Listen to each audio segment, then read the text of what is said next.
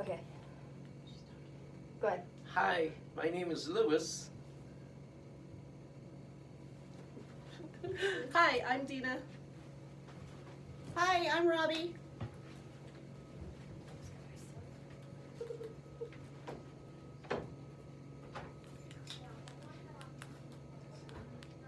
One in 5 school-age children experience a mental health issue at some point in their life. Every child deserves to be happy and live a life that is at their fullest. How do we ensure that these kids are happy and live a life that they are wanting to live? How do we know if they know how to tell that there's a problem and how they know that it's not right? At the age of 12, I was diagnosed with depression and anxiety. My whole school-age life up until the age of 12, I would go out to the playground and sit on the sidewalk and watch all the other children play. I had no energy to go out and play with them because all I wanted to do was go to sleep. I had no idea why I had no energy. All I knew was that I saw every other kid being happy and living their life and playing with each other, and I had no interest in doing so. It got to a point where a teacher spoke to my parents and said that I had an attachment disorder. They felt that I had a hard time attaching with other children. In reality, that was not the case. My parents took me to the doctor and I had anxiety and depression. Teachers had no idea what was going on with me, but they made a diagnosis for me and even felt like it was possible to put me into a special education program. I had no support from teachers. I had no questions as, are you okay today? Is there anything we can help you with? They had no idea what was going on. This is so important to me because I experienced the no help in the school system. Children look for support and they look for someone that they can be around and help them. I don't want other children to feel like I did or be on the playground and have no idea what's going on or have a teacher that diagnoses them without having any idea of what's going on. Mental health is the most common disorder in school-age children. Implementing this in the school system can help ensure that the kids are getting the help that they need in a timely manner.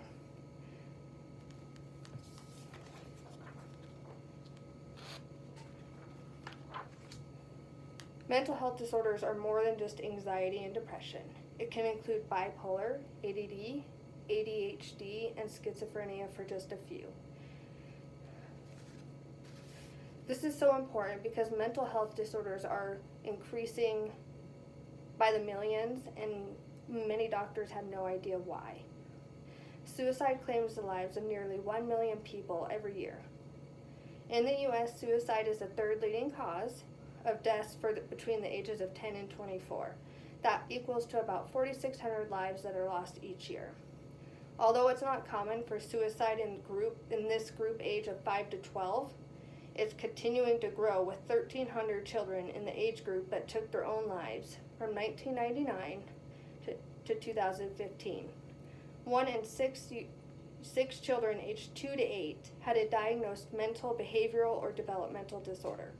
Nearly 8 in 10 children aged 3 to 17 years with depression received treatment. Many parents, because of this, have reported struggles at school. Kids have not been able to stay in school because they want to go home. They have no idea what's going on. Parents think that they're struggling. They don't have the support that they need. And many of these kids have also been placed into a special education classroom for a different reason because they have other issues with children and they can't be by themselves in a classroom. Something that's going to be really important and that many people need to recognize is that school programs focusing on mental health wellness, preventing mental health problems, and treatment is going to be the most help that we can do for our school-age children. It's going to promote healthy social and emotional development.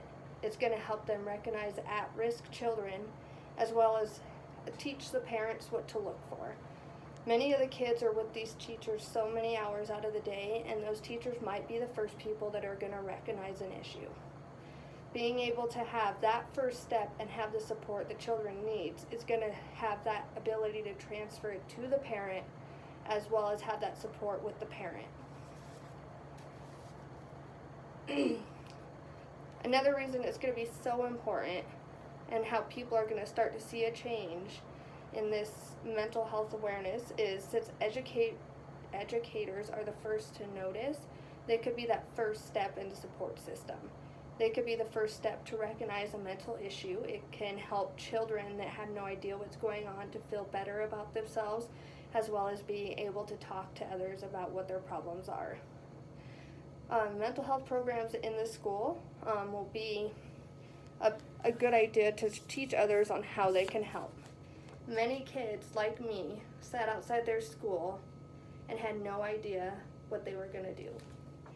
They sat there, had no idea what was going on, and if we could teach those educators to recognize those first signs, this could potentially save a life of a child. Mental health is currently rising, as all of us know.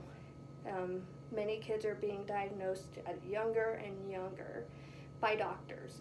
It's not usually coming from an educator that spends most of their time with these children. Since teachers are teaching these children, they can foresee those first signs of a problem and help others to recognize that there was a problem and get them the help that they need. This could potentially keep them from harming themselves or harming others because it has gone undiagnosed. Educators spend most of their time with the kids, so this will be the first step and the most important in having someone help someone that is struggling. How do we know what kids believe in, what their goals are, their hopes are, their dreams are, and their values are?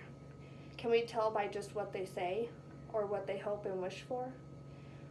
The only way we're going to know this is by involving ourselves in their lives, by teaching them that there is help, as well as having an interest in what they are interested in. Will you join me in helping educators be a support system? You could join me by reaching out to someone with a mental health disorder. You can speak to them about how they felt as a child. You could speak to them about how they currently feel and how they felt in the school system. You could find someone that struggles with a mental health disorder that has potentially been dropped out of school because they couldn't handle it anymore. Another great online program that teaches others how to help others with mental health disorders and how to recognize signs, as well as how to get these programs put into the classroom setting, is onlinecounselingprograms.com. This is an excellent resource if you have any other questions. It answers anything, as well as you can online chat with someone that's willing to help you. Please join me and try to get these mental health classes into the school system.